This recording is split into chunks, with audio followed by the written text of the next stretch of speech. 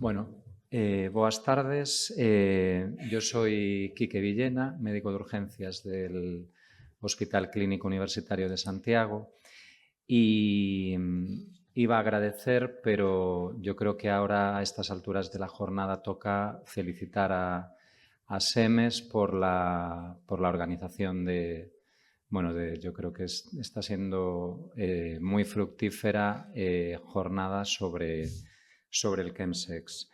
Estamos en la recta final y vamos a poner el foco en la atención y abordaje del chemsex desde los centros de atención a las adicciones, en donde se realiza un seguimiento y evaluación personalizadas y multidisciplinar en régimen ambulatorio de personas que presentan problemas de abuso o dependencia de drogas.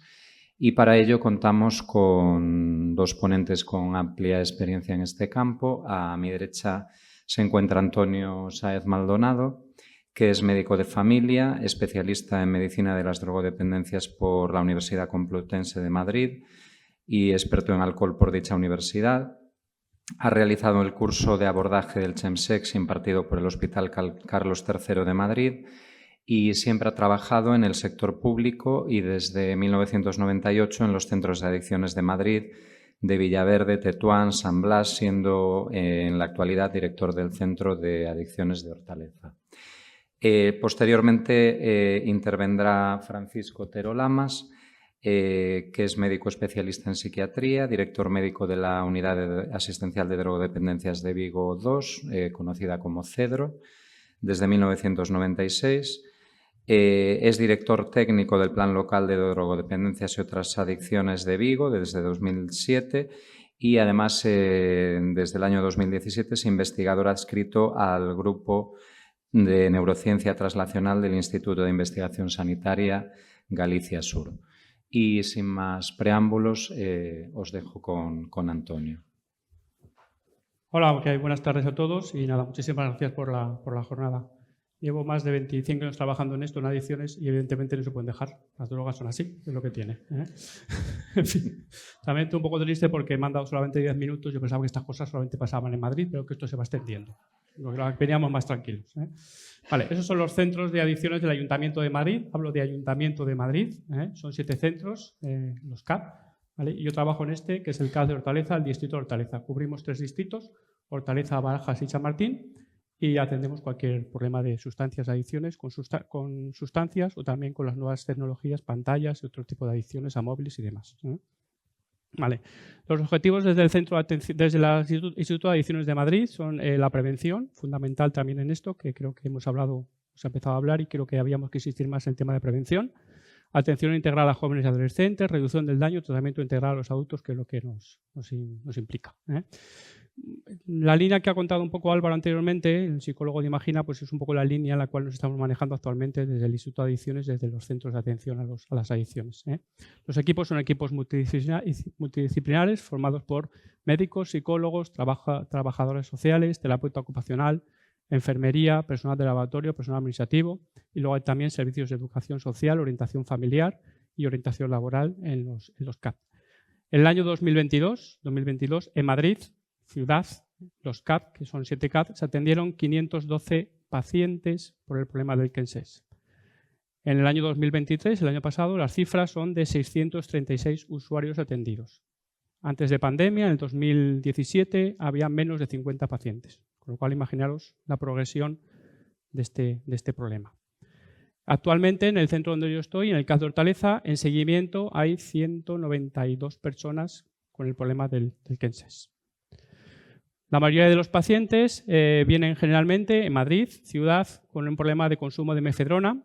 Mayoría del 70%, 77% vienen con el consumo de mefedrona. Se va extendiendo, cada vez más van llegando pacientes con el consumo de metanfetamina.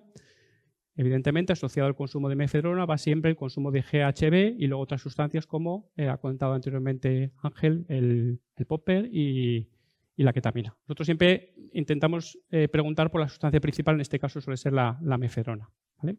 El consumo intravenoso también se va extendiendo, cada vez llegan más pacientes con consumo intravenoso. Desde desde que empezó el año, la mayoría de los pacientes que están llegando ya por lo menos han probado una vez, 2 veces el consumo en SLAM de estas sustancias y en Madrid está la mefedrona, la metanfetamina, que son las sustancias principales.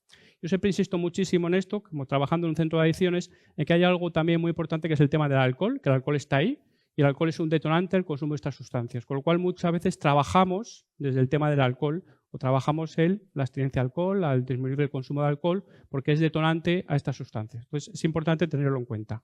Así como el consumo de cannabis. Muchos de ellos son pacientes policonsumidores con consumos anteriores de cannabis y utilizan el cannabis para quitar ese malestar o esa ansiedad que les genera el llevar o detonar este tipo de consumos.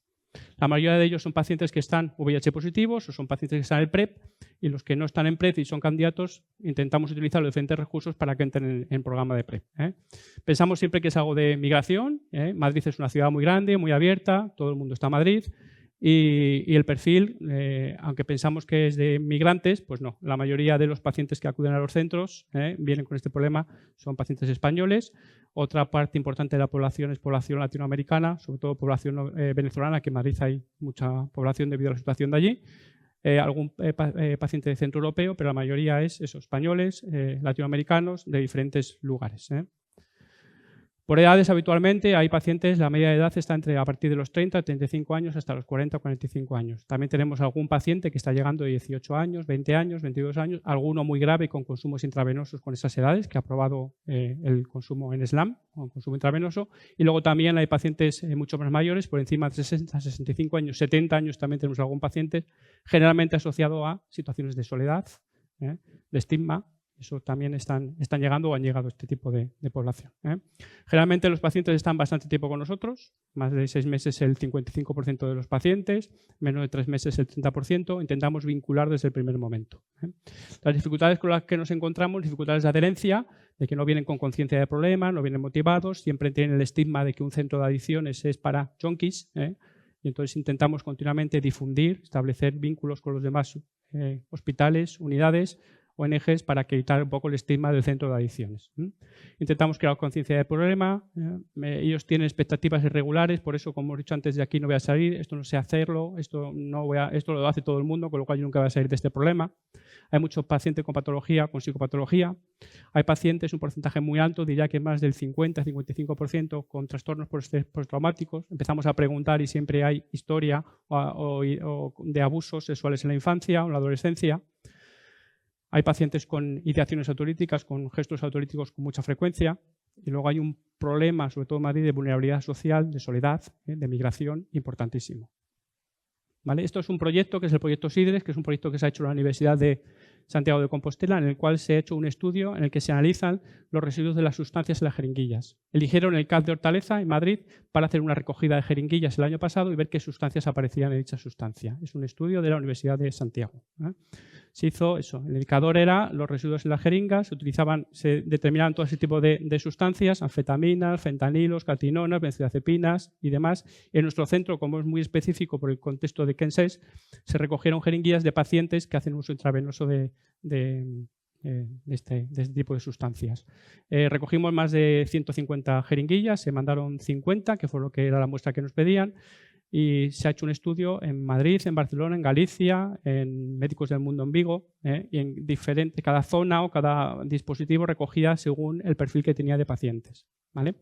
Las sustancias habitualmente de consumo, como ha dicho anteriormente Ángel, son el 3-metilmeccatinona, el 4 es la mefedrona, que ya no existe la mefedrona, los demás son todo derivados y cambios, la 4-MMC, que sería la mefedrona.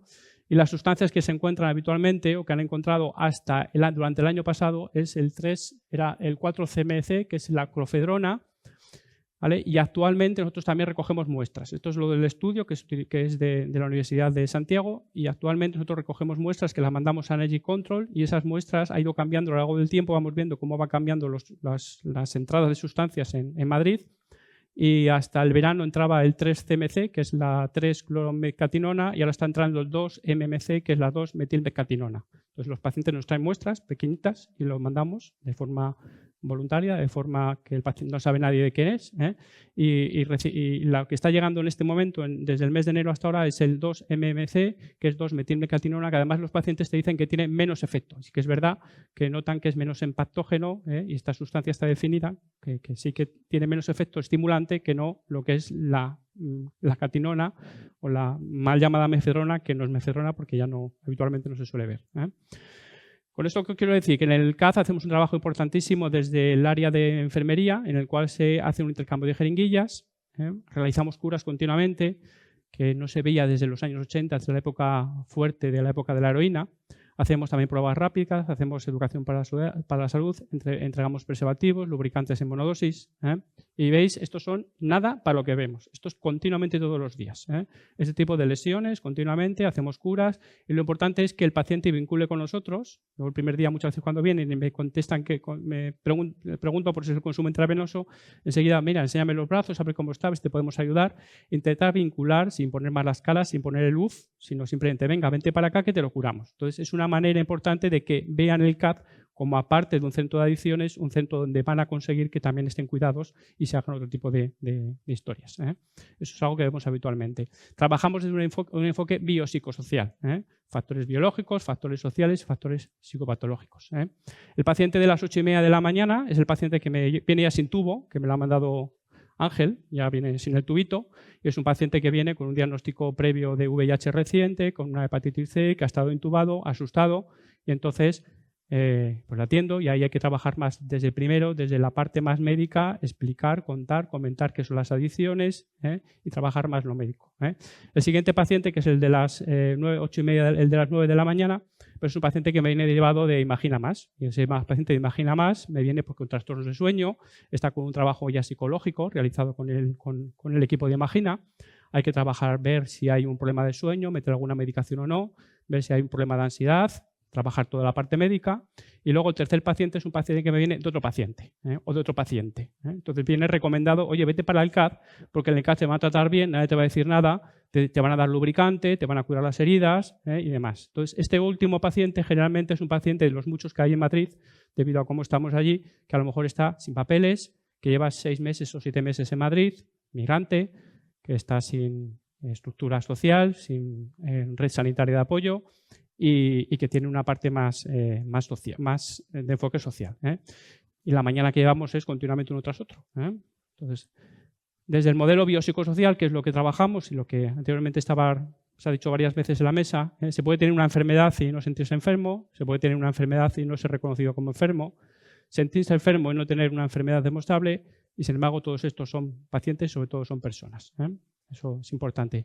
De esos 3 pacientes que os he dicho, seguramente si os pregunto a cada uno de vosotros cuál es la evolución del paciente o qué pensáis, cada uno me va a decir una cosa diferente. Y no el migrante va a hacer una evolución peor que el que viene recién diagnosticado o que le han quitado el tubo, o el otro paciente que viene con un trastorno de ansiedad o con una depresión. Cada uno es un mundo diferente y hay que darle un enfoque diferente desde esta parte biopsicosocial, ¿vale? Factores que aumentan la enfermedad son factores físicos, factores sociales, factores emocionales y factores cognitivos, ¿vale? Muchas veces surgen dudas, hay que establecer bien el diagnóstico de la adicción, voy al médico, no voy al médico, me tomo la medicación o me tomo la medicación, me adhiero, no adhiero, estos me van a enganchar, esto lo único que quieren es que deje de consumir, y todo eso hay que irlo trabajando poco a poco desde un enfoque biopsicosocial y desde escuchar, sobre todo escuchar, preguntar mucho al paciente y no hacer ningún enjuiciamiento, que es fundamental para esto.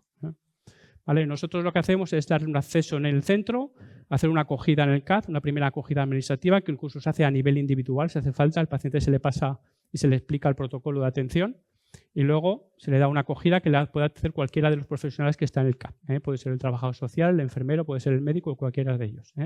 Y lo que hacemos es elaborar un plan de tratamiento, evaluarlo y hacer un plan de tratamiento con el paciente. ¿De acuerdo? Se le da cita, una vez establecido el plan de tratamiento, se le da cita con el área psicológica, el área médica, el área social, el área ocupacional, según haga falta. A veces no hace falta nada más que le vea al médico o una primera atención por el médico, o directamente se le ve el psicólogo o ya está atendido por el psicólogo o los psicólogos que están Imagina Más, con lo cual la atención que se hace es más de enfermería o social, ocupacional, lo que haga falta. Se establece, como he dicho, un plan de tratamiento individual o grupal y se hace bien un abordaje farmacológico, si hace falta o no, se hace un abordaje psicoterapéutico, ocupacional, social, o también se hace falta una intervención familiar.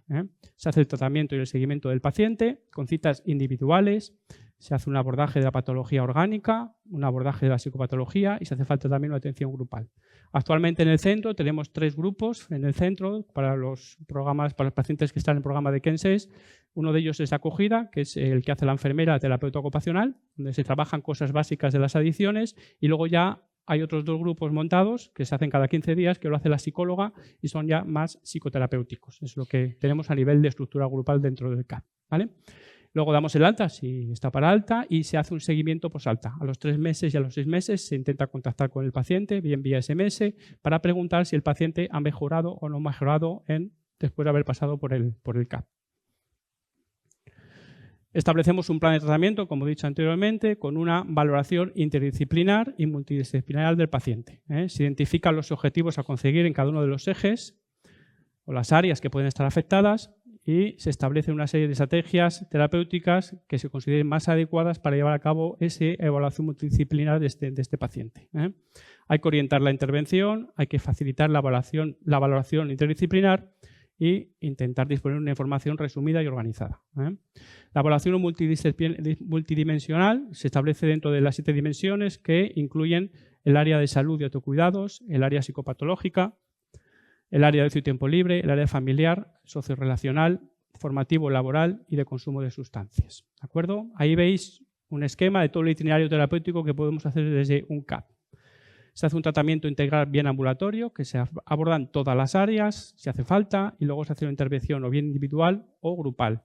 También contamos con talleres que lo llevan a apoyo positivo, que se hacen puntualmente a lo largo del año para trabajar otras áreas como, por ejemplo, sexualidad, otro tipo de aspectos. Y luego también, aparte del tratamiento ambulatorio, hay recursos de apoyo de ingreso. Contamos con una unidad, que es la unidad de patología dual, que está en un hospital, que es el Hospital de San Juan de Dios, donde hay 20 plazas concertadas, donde se puede hacer un ingreso, que son 2 meses de planta de ingreso, más otros 4 meses de centro de día. Aparte del ingreso en la unidad de patología dual de San Juan de Dios, tenemos comunidades terapéuticas, tenemos centros de día, tenemos pisos de apoyo a tratamiento, pisos de reinserción, todo ello siempre coordinado y establecidos desde el CAP. No por estar muy mal o por estar consumiendo de forma intravenosa tengo que hacer un ingreso hospitalario, no por eso hay que ingresar, sino que hay pacientes que no están consumiendo, el consumo es más en la distancia, pero el paciente quiere hacer un abordaje integral y al final puede ingresar. O sea que no tiene por qué estar en la peor situación de consumo. Importante establecer el diagnóstico de adicción. Yo siempre les explico la base neurobiológica de la adicción para que intenten entenderlo.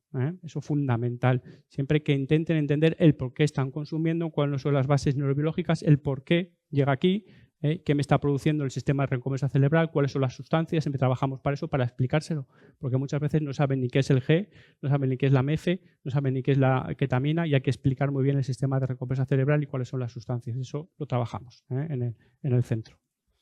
¿Vale? Hay pacientes que necesitan fármacos, pacientes que no necesitan fármacos. No todo el mundo tiene que dar fármacos, ni todos tienen que tomar medicación. Hay veces simplemente es consejo, seguimiento, apoyo, establecer una serie de objetivos, de límites y, como ha dicho anteriormente Álvaro, no todos tienen que dejar de consumir, no todos dejan de consumir. Hay algunos que hacen un consumo muy controlado y quieren eso, con lo cual hay que potenciar el que sea un consumo controlado y que lo consigan. Y hay pacientes que quieren desde el primer día dejar de consumir y lo consiguen. O sea que todo es posible dentro de las adicciones. ¿Vale? Desde el área médica intentamos aumentar la adherencia al tratamiento farmacológico, hacer un acompañamiento terapéutico, informar sobre las bases neurobiológicas y abordar todas las patologías que puedan surgir a lo largo de este proceso. No nos gusta trabajar solos, por eso trabajamos con ONGs, trabajamos con los hospitales, trabajamos con el tercer sector, trabajamos con los centros de primaria. Eso es fundamental para que todos podamos seguir en esto. Y nada más. Tiene corto.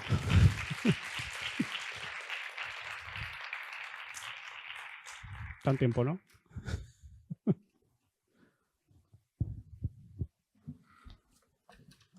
Bueno, a continuación, Francisco Otero acabará esta última mesa.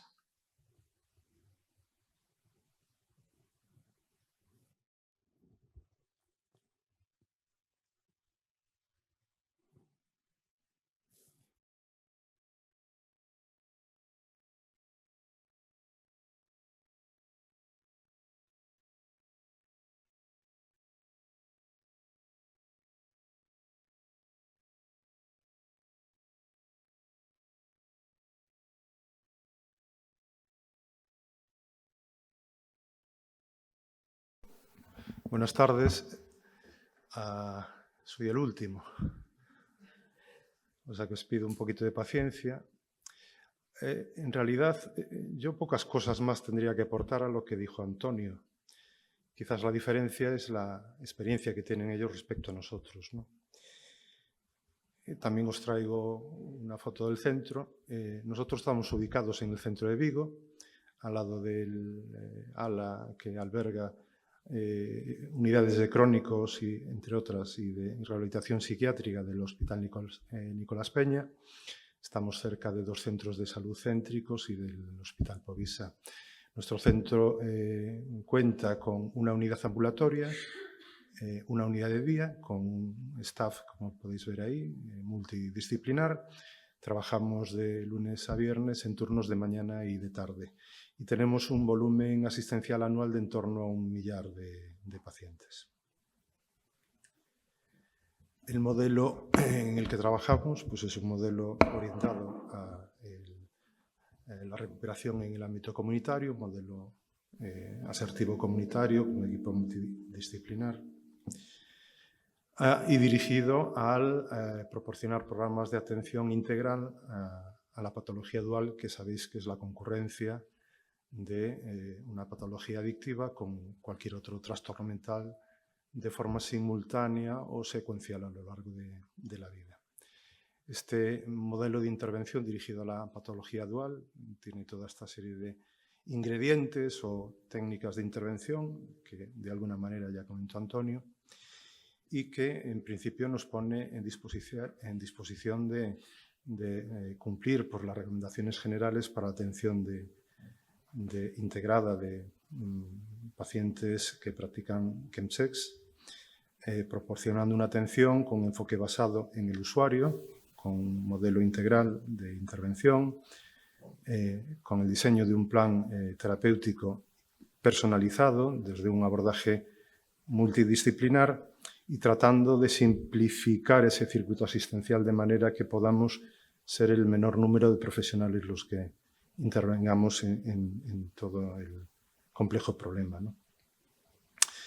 Bueno, como yo no aportaría nada más interesante, nosotros estamos en la época previa que nos contaba Antonio, ¿no? Vemos muy pocos pacientes, lo cual es sorprendente porque estamos en un área sanitaria, si consideramos el área metropolitana de Vigo, de en torno a 500.000 de personas, ¿no? Y si aplicamos un poco los datos de prevalencia de la práctica del CAMSES en este tipo de población, deberíamos tener, ¿no?, una masa importante que requiere atención y que no nos está llegando a los centros, ¿no? Entonces, bueno, pensé que quizás lo que podía aportar a esta mesa era algunos comentarios respecto a un aspecto que se citó a lo largo del curso, pero quizás concretar algunas cosas que me parecen interesantes de la relación entre CAMSES y salud mental, ¿no? Y como tenemos muy poquito tiempo, pues elegí estos 3 aspectos: la relación que puede haber entre los problemas de salud mental y las intoxicaciones relacionadas con el chemsex, el problema del chemsex y la psicosis. Y luego un tema controvertido que tiene que ver con el chemsex y los diagnósticos relacionados con la conducta sexual, ¿no? Con relación al primer tema, pues os cito un trabajo que ya se hizo referencia en la introducción, que es este trabajo del CLINIC de Barcelona, en el que, además de ver la progresión, ¿no?, del problema año a año, donde se duplican los casos respecto al año anterior, encontraron una prevalencia de trastornos mentales en personas atendidas en urgencias por intoxicaciones relacionadas con el chemsex de en torno al 28%. Es una tasa elevada si tenéis en cuenta los datos de prevalencia anuales o prevalencia año de trastornos mentales en población general. Lo interesante del estudio, desde mi punto de vista, es que cuando analizan las características de... No se oía bien. No. ¿Ahora? ¿Sí? Vale. Decía que cuando estudian los pacientes que atienden en función de la severidad del cuadro de intoxicación, encuentran que los pacientes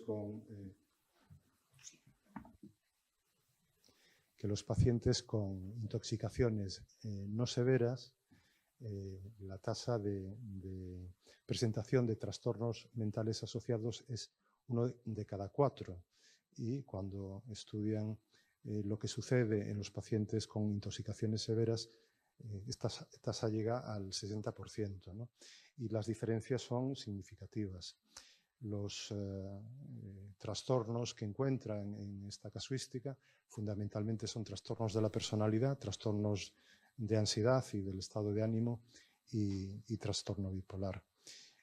Para explicar esta relación entre el trastorno mental y la gravedad de la intoxicación, bueno, hacen referencia a algunas cuestiones como el hecho de que la prevalencia de trastornos mentales en personas con VIH es mayor que de la población general y que las personas con VIH y trastornos mentales a menudo tienen también trastornos por uso de sustancias, que sería lo que llamábamos antes la patología dual. Esto quizás podría explicar diferentes patrones en el consumo de las sustancias, en el sentido de tener menos control sobre el uso de las sustancias o tener patrones de consumo más impulsivos o tener la necesidad de utilizar dosis más elevadas de las sustancias utilizadas en la práctica del chemsex, ¿no? Y por otro lado, también las interacciones que se pueden producir entre las drogas que utilizamos o que se utilizan en la práctica del chemsex y los psicofármacos que podrían estar utilizando con relación a su trastorno mental. Fácil de ver sería la interacción entre benzodiazepinas, por ejemplo, y el GHB, en el sentido de intoxicaciones con perfiles sedativos, ¿no? Pero también podríamos aplicarlos con otros psicofármacos que puedan generar con el uso de las drogas cuadros serotonérgicos o adrenérgicos, ¿no? El otro tema sobre chemsex y psicosis, bueno, pues es una cuestión no suficientemente estudiada. Os traigo esta revisión porque creo que en ella se recogen aspectos que explican el por qué no acabamos de tener claro qué pasa con el chemsex y la psicosis. Entre ellos, bueno, me gusta también porque la mitad de los estudios seleccionados son estudios realizados en España, ¿no? Podemos ver que entre estos 10 estudios seleccionados en la revisión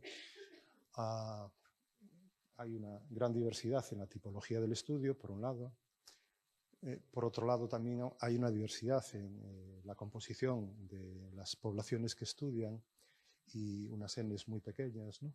Pero sobre todo vemos que hay una gran diversidad en las proporciones de las diferentes drogas en cada una de las casuísticas, ¿no? Con lo cual es complicado sacar conclusiones de tipo general. Por otro lado, en la captura de la patología psiquiátrica pues se utilizan aproximadamente en la mitad de los estudios instrumentos de autoinforme y en otros pues evaluaciones clínicas, ¿no? De todas maneras, vemos que también los datos que se obtienen de prevalencia de psicosis en este tipo de pacientes se encuentra por encima de lo esperado en la población general, además de que en los estudios también podéis ver pues, otros tipos de trastornos mentales que suelen asociarse, problemas de trastorno de ansiedad o afectivos, o en los estudios en los que se explora esto, pues la prevalencia también, perdón, de ideación suicida y de intentos de suicidio, ¿no? Con relación a la fenomenología clínica en el ámbito de la psicosis, pues podemos encontrar clínicas con delirios de autorreferencia o paranoides o de perjuicio y psicosis con diversos tipos de alucinaciones, ¿no? Es interesante también que, aunque en la mayoría de los casos estos cuadros se resuelven en un periodo relativamente rápido, un 20% de los pacientes tienen un curso superior a los 6 meses.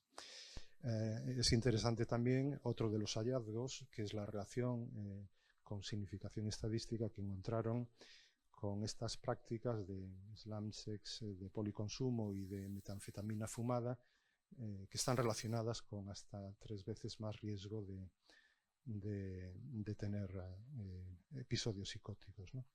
Y también encontraron otra serie de variables como antecedentes psiquiátricos o otros factores como la edad, el estatus de minoría étnica o la urbanicidad, etcétera, que en cierta manera forman parte de esos factores que conforman lo que llamamos, ¿no?, la sindemia, que podría explicar una mayor vulnerabilidad en este colectivo al efecto del consumo de las drogas, ¿no? Sabemos que determinadas sustancias pueden producir cuadros psicóticos, pero esto es más probable en personas que además tienen una vulnerabilidad especial, ¿no? Y finalmente, con relación al aspecto de la conducta sexual, es un tema controvertido. Como sabéis, los americanos, la clasificación en el DSM-5, aunque se valoró la opción de incorporar el trastorno hipersexual, finalmente no se mantuvo, ¿no?, en la versión final, pero la CIE-11 nos propone el diagnóstico de trastorno de comportamiento sexual compulsivo con estas definiciones, ¿no?, un patrón persistente de incapacidad para controlar impulsos o deseos sexuales intensos y repetitivos que resultan en un comportamiento sexual que se debe manifestar por uno o más de los siguientes, ¿no?, que esta actividad se haya podido convertir en un foco central en la vida de la persona hasta el punto de descuidar la salud, el cuidado personal, otros intereses, haber realizado esfuerzos infructuosos por controlar o reducir la conducta sexual, la continuidad de estas conductas a pesar de producir consecuencias adversas, ¿no?, para la salud, por ejemplo, o la continuidad del comportamiento a pesar de que haya dejado de ser satisfactorio. Y bueno, como este tipo de clasificaciones incluye el que debe mantenerse durante un periodo prolongado y además producir angustia marcada o un deterioro significativo en áreas personales, familiares, sociales, etcétera, ¿no? Otra parte de la controversia que puede rodear a la valoración de la función sexual o de la conducta sexual, bueno, con relación, perdón, al tema del comportamiento sexual, los estudios tampoco, precisamente por esta controversia conceptual, pues son muy concluyentes, pero podemos decir que este tipo de desviaciones o de comportamiento sexual compulsivo podría coexistir con algunos otros trastornos mentales o ser síntoma en el caso de otros trastornos que serían los que están en cursiva o de algunos cuadros de tipo neurológico. Y decía, para acabar, que otro aspecto de la controversia cuando valoramos el tema de la conducta sexual en estos pacientes sería el lugar que ocupa o la relación que puede existir entre chemsex, consumo de sustancias y comportamiento sexual compulsivo, ¿no? Como que podríamos enfocarlo desde entidades autónomas que pueden tener espacios de solapamiento que darían lugar, digamos, a nuestro ámbito de intervención, o incluso, bueno, podría pensarse que el chemsex sería un poco la confluencia entre este tipo de comportamientos y el uso de sustancias. Desde luego, esto genera mucha polémica y nos complica mucho la evaluación, ¿no? En todo caso, y como estamos en un curso de urgencias, yo creo que lo que podemos decir en todo caso es que las urgencias relacionadas con el chemsex representan una oportunidad para detectar y prestar una atención sanitaria de trastornos relacionados con la conducta sexual, con el uso de sustancias o con otros trastornos mentales, ¿no? Y quizás por estas cuestiones habría que preguntarse si en el proceso asistencial de urgencias relacionadas con chemsex debería sistematizarse la interconsulta o, en su caso, la transferencia a recursos de salud mental, como pueden ser las unidades de salud mental o las unidades de conductas adictivas, o a programas especializados de atención a las personas que practican chemsex y que tienen ese tipo de problemas, ¿no? Y esto era lo que quería comentaros.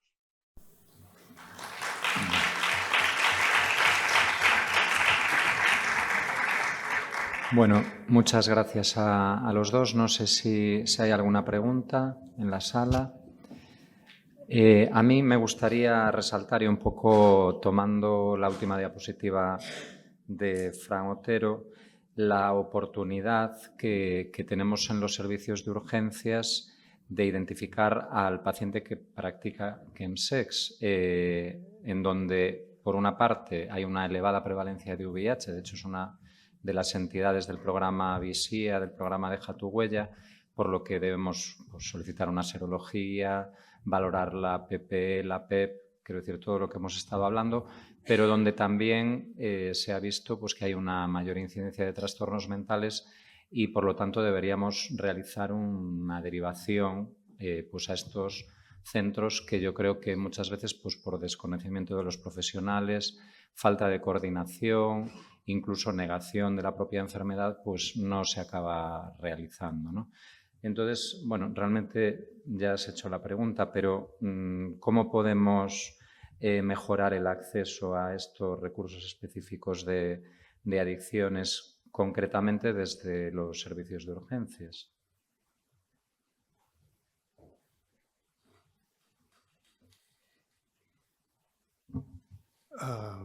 Pues yo lo veo muy fácil, es ponerse en contacto con nosotros y llevarnos a los pacientes, ¿no? Quizás la cuestión está en detectar estas situaciones que requieren atención, ¿no? Atención desde el punto de vista de la salud mental o de las adicciones, y sensibilizar a las personas en el sentido de que pueden necesitar ayuda en este sentido, ¿no? Y cuando hablamos de ayuda hablamos en los términos que decía Antonio, no estamos hablando de dirigir a un paciente hacia un objetivo de abstinencia, sino a ayudarle a analizar mejor su situación y a definir un poco pues la ayuda que pueda necesitar, ¿no? Tanto en la concienciación, en la conciencia, ¿no? de si su conducta puede suponer pues, un problema de salud mental que requiera atención, ¿no? O si su consumo realmente es un consumo problemático y que, o que ya tiene características de adicción, ¿no? Entonces, el tema fundamental yo creo que es el tener esto presente cuando uno hace la intervención, que a veces es muy complicado, ¿no?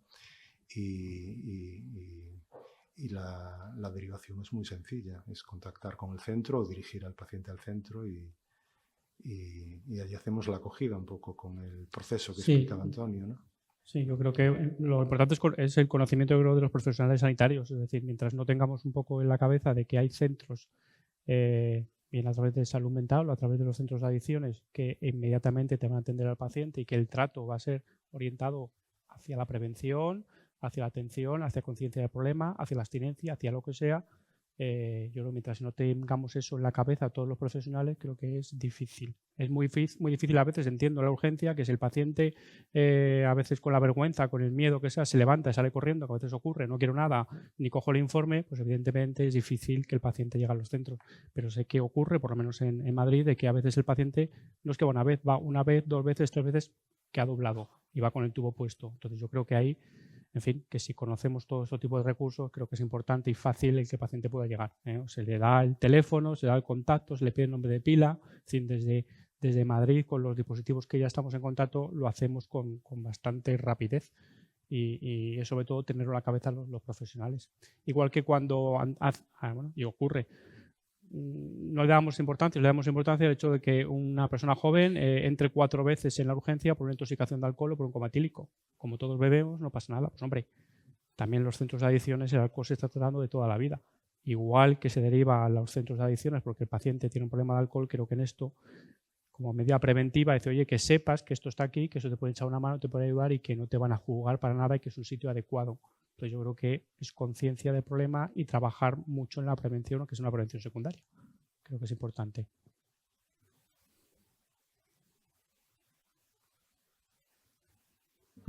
¿Hay alguna pregunta más? Yo creo que daría para debatir además un montón de cuestiones que se han puesto sobre la mesa, pero vamos un poco justos de tiempo, por lo que, si os parece, vamos a cerrar esta mesa. Quería añadir una cosa que antes habéis preguntado, es importante, el tema de que si hay pacientes heterosexuales que consumen ese tipo de sustancias o no.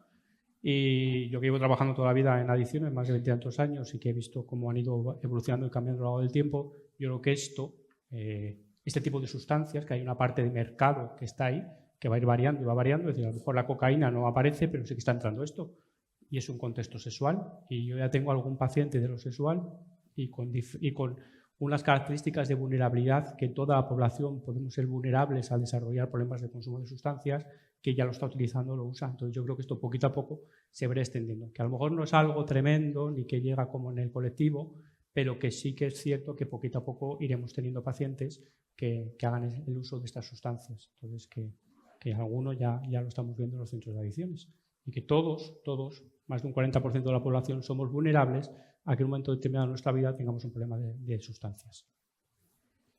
Nada más.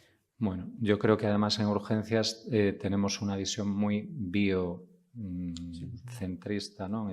La parte psicosocial, digamos que parece que no es nuestra competencia, y bueno, la verdad es que para diagnosticar cualquier entidad hay que pensar en ello, y vamos, yo creo que lo hemos comentado durante toda esta jornada. Seguramente hemos tenido pacientes pues, con una supuesta intoxicación etílica u otras drogas identificadas pues, porque la tira de orina era negativa, pero lo que realmente pues, había sucedido es que pues, habían practicado chemsex, ¿no? Entonces, bueno, hay que pensar para identificar y luego derivar. No sé si hay alguna pregunta más o... Vale, pues si os parece cerramos la mesa y voy a dar paso a Raquel y Maite, que van a cerrar la jornada con las conclusiones.